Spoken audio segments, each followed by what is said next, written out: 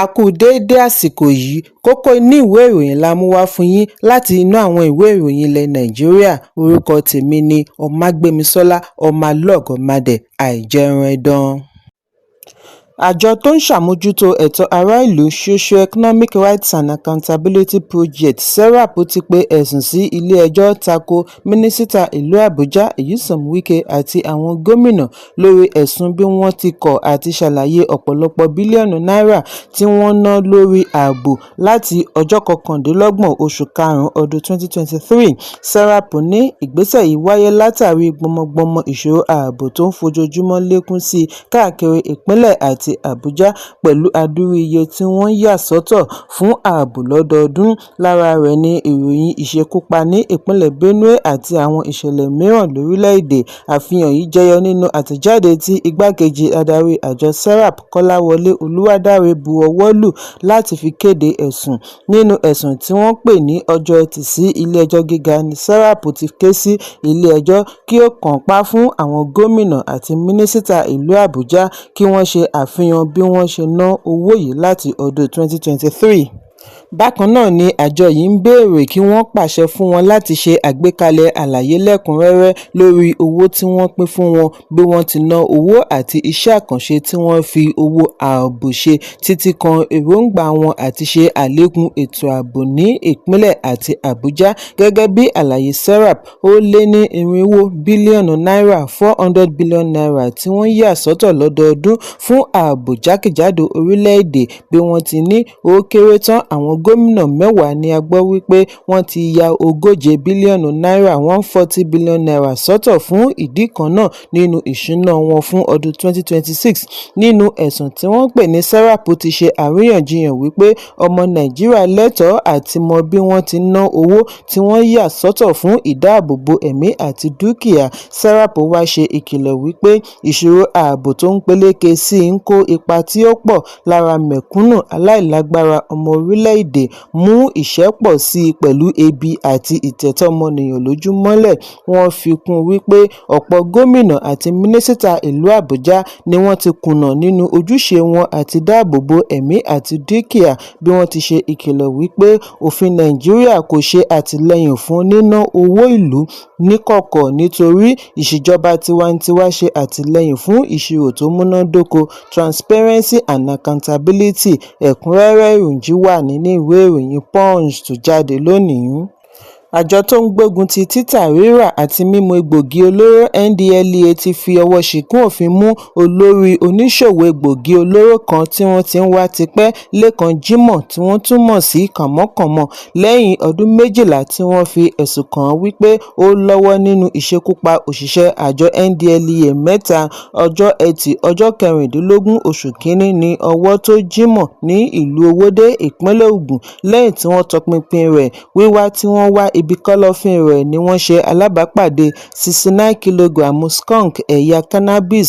Nínú àtẹ̀jáde àná láti ọwọ́ agbẹnusọ àjọ NDLEA Fẹ́mi Babáfẹ́mi ni ó ti ṣàlàyé wípé láti ọjọ́ 15 oṣù kẹfà ọdún 2014 ni afurasí ti wà lára àkọọ́lẹ̀ orúkọ àwọn tí wọ́n ń wá wanted list lẹ́yìn ẹ̀sùn wípé ó kó àwọn jàǹdùkú jọ láti ṣe ìkọlù sí àwọn òṣìṣẹ́ NDLEA tí wọ́n gbìyànjú àti mú níbi ó fara ṣoko sí kí wọ́n tó ríbi wá mú ní ọjọ́ Ẹtì ní ìlú Owódé. Ìgbésẹ̀ yìí jẹ́ àṣeyọrí ńlá lórí àfojúsùn àjọ NDLEA láti rí i dájú wípé afẹ̀sùnkàn kankan ò ríbi fara ṣoko sí, kò ní fi ṣe iye ọjọ́ tí wọ́n ti ń sá kiri nítorí kò sí ẹni òfin kò lè mú. Ẹ̀kúnrẹ́rẹ́ ìròyìn wà nínú ìwé ìròyìn Punch tó jáde lónìí. Ikọ̀ ọlọ́pàá ìpínlẹ̀ Kano ti fi ọwọ́ ṣìkún òfin mú afurasí 3 lórí ìpànìyàn tí wọ́n pa ìyá kan àti ọmọ rẹ̀ 6 láì tíì pé wákàtí 24 tí wọ́n ṣiṣẹ́ láabi yìí. Lára àwọn ojúlówó afurasí prime suspect tí wọ́n ti wà ní àkóló ọlọ́pàá láti rí Umar Awalu, ẹni ọdún 23, 23 tí wọ́n ní ó jẹ́ ìbátan nephew sí ìyá ọlọ́mọ 6 tí wọ́n ṣekú pa. Àwọn yòókù ni Isiaku Yakubu, aka Chebe ẹni ogójì ọdún 40 àti Yakubu Abdulazeez aka Wawo ẹni ọdún 21 ọwọ́ tó gbogbo wọn níbi ìkọlù tí kọmíṣánná ọlọ́pàá Ibrahim Adamu Bakori fúnra rẹ̀ darí. Nínú àtẹ̀jáde àná láti ọwọ́ alukoro ọlọ́pàá ìpínlẹ̀ Abdullahi Haruna Kiyawa ni wọ́n ti ní gbogbo afurasí wọ̀nyí ni wọ́n ti jẹ́wọ́ ẹ̀ṣẹ̀, ṣùgbọ́n àtẹ̀jáde yìí kò ṣàlàyé lẹ́kùnrẹ́rẹ́ ohun tí ó yọrí sí ìṣekúpa tí Awalu gùn lé. Wọ́n ní èyí kìí ṣe ìgbà àkọ́kọ́ tí Awalu ń pànìyàn, lára rẹ̀ ni ìṣekúpa àti dídáná sun ìyálé ilé méjì ní Tudun Yola Quarters ní Yola, ìpínlẹ̀ Kano. Lára àwọn ohun tí wọ́n rí níbi ìṣẹ̀lẹ̀ láti rí àdá, pọ́npọ́, aṣọ 4 tí ẹ̀jẹ̀ kún inú rẹ̀, ẹ̀rọ ìbánisọ̀rọ̀ 2 tí ó jẹ́ ti olóògbé àti àwọn ohun ìjà olóró mìíràn títí kan owó tí wọ́n jí kó níbi ìṣẹ̀lẹ̀.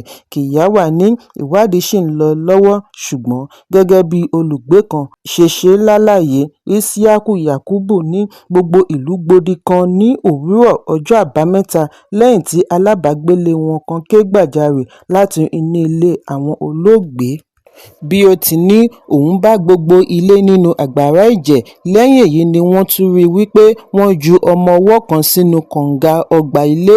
Àwọn sì ti lọ ṣe ẹ̀sùn sí àgọ́ ọlọ́pàá pẹ̀lú ìrètí wípé wọ́n á gbé ìgbésẹ̀. Olùgbé yìí ní irúfẹ́ ìṣẹ̀lẹ̀ báyìí kò ṣẹlẹ̀ rí lágbègbè. Bí ó ti ṣàlàyé wípé Fatima Abubakar ẹni ọdún 35 35 ni wọ́n ṣekú pa pẹ̀lú àwọn ọmọ rẹ̀ 6. Ọlọ́pàá ṣàlàyé wípé láàrin aago 12 kọjá ìṣẹ́jú 10 ọ̀sán ọjọ́ 17 oṣù Kínní ọdún 2026 ni àwọn gba ìpè lórí ìṣekúpa alágbára tí ó wáyé sí ìdílé kan ní Dorayi Charancha Quarters. Wọ́n súré dé ibi ìṣẹ̀lẹ̀, kó gbogbo wọn re ilé ìwòsàn Murtala Mohammed Specialist Hospital níbi tí wọ́n ti kéde wípé wọ́n ti di olóògbé. Ẹ̀kúnrẹ́rẹ́ ìròyìn wà nínú ìwé ìròyìn The Guardian tó jáde lónìí.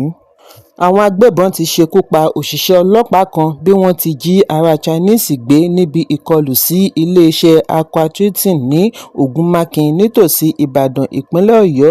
Ikọ̀ ọlọ́pàá ìpínlẹ̀ Ọ̀yọ́ ni ó fìdí ìṣẹ̀lẹ̀ yìí múlẹ̀ ní ọjọ́ Àbámẹ́ta. Alukoro ọlọ́pàá DSP Ayọ̀ládé Ọláyínká ní àwọn agbébọn yìí ya wọ ọgbà ilé-iṣẹ́ bí wọ́n ti wọ̀yá ìjà pẹ̀lú àwọn ẹ̀ṣọ́ aláàbò. Níbi àwọn ẹ̀ṣọ́ ti ń ṣe ìdáwọ́kọ̀ fún àwọn agbébọn ni wọ́n ti ṣekú pa ọlọ́pàá kan tí wọ́n sì rí ará Chinese kan gbé. Ọ̀pọ̀ àwọn agbébọn yìí ni wọ́n fi ara pa. Ó fi kún wípé lójú ẹsẹ̀ ni kọmíṣánná ọlọ́pàá darí ACP tó ń ṣàmójútó operation kí ó darí anti-kidnapping squad àti àwọn tactical teams yòókù lọ ibi ìṣẹ̀lẹ̀. Ìwádìí ti bẹ̀rẹ̀ bí wọ́n ti ń wá gbogbo inú igbó láti rí ẹni wọ́n jí gbé gbà kalẹ̀ kí wọ́n sì rí àwọn agbébọn mú.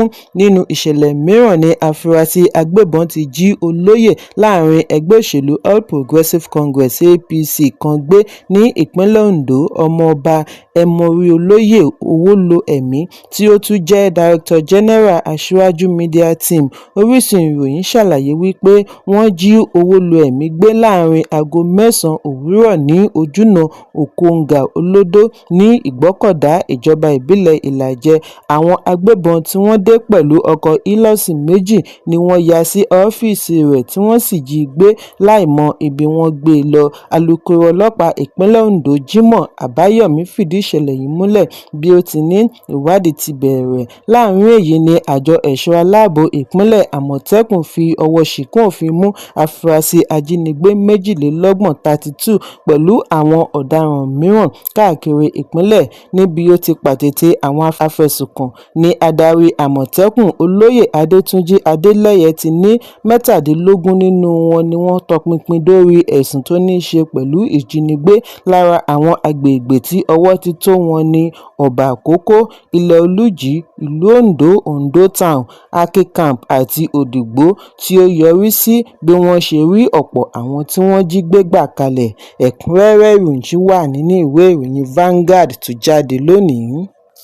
Àjọ tó ń gbógun ti ìwà ìbàjẹ́ Independent Corrupt Practices and Other Related Offences Commission ICPC ti pe ẹ̀sùn oníkókó mẹ́ta tako àgbà amòfin olóyè Mike Ozekhome lórí ẹ̀sùn lílo ayédèrú ìwé ìrìnnà passport láti fi gba ilé kan ní ìlú London tí ó jẹ́ ti olóògbé mínísítà ìlú Àbújá àná Lieutenant General Jerry Hussaini tí ó sìn gẹ́gẹ́ bí mínísítà láàrin ọdún 1983 àti 1998 nígbà ìṣèjọba olórí ológun olóògbé General Sani Abacha jáde láyé ní ọjọ́ 23 oṣù kínní ọdún 2025 kí ó tó di olóògbé. Awuyewuye bẹ́ sílẹ̀ lórí ẹ̀sùn wípé wọ́n fẹ́ gba ilé rẹ̀ ní London látàrí àìrí owó ẹjọ́ san lórí ìdíje du ipò gómìnà rẹ̀ tí ó forí ṣánpọ́n ní ọdún 2019 tí ó gbé ẹ̀sùn rẹ̀ re ilé-ẹjọ́ tribunal, ilé-ẹjọ́ kòtẹ́milọ́rùn àti ilé-ẹjọ́ tó ga jùlọ.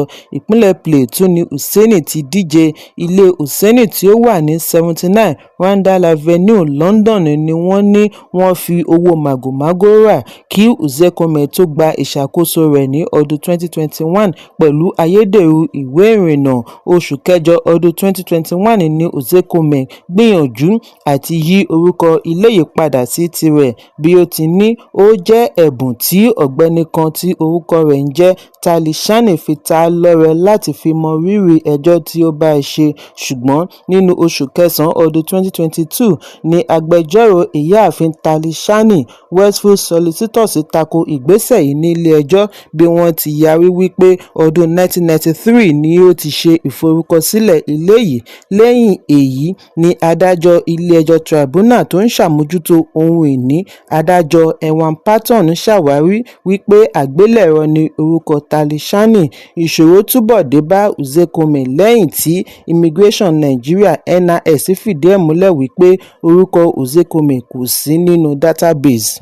Àjọ ICPC gba ìwé ẹ̀dùn ọkàn petition tako Ozekhome lórí ogún Hussaini tí wọ́n ní mínísítà àná kò fúnra rẹ̀ rà. Lẹ́yìn ìfọ̀rọ̀wánilẹ́nuwò ní àjọ ICPC fìdí ẹ̀ múlẹ̀ láti fi ojú Ozekhome ba ilé-ẹjọ́ gíga ìlú Àbújá, ṣùgbọ́n ilé-ẹjọ́ kò tíì fi ọjọ́ sí ìgbẹ́jọ́. Ẹ̀kúnrẹ́rẹ́ ìròyìn wà nínú ìwé ìròyìn The Nation tó jáde lónìí. Kókó inú ìwé ìròyìn àsìkò yìí kò ní jù báyìí lọ. Ẹ pàdé mi ní ìrọ̀lẹ́ fún àkọ́tún ìròyìn. Kí a tó lọ, ẹ má ṣaláì fi àkíyèsí yín ránṣẹ́ kí ẹ sì bá wa subscribe sójú náà wa lórí YouTube kí kókó inú ìwé ìròyìn lè máa tẹ̀ yín lọ́wọ́ ní kíákíá.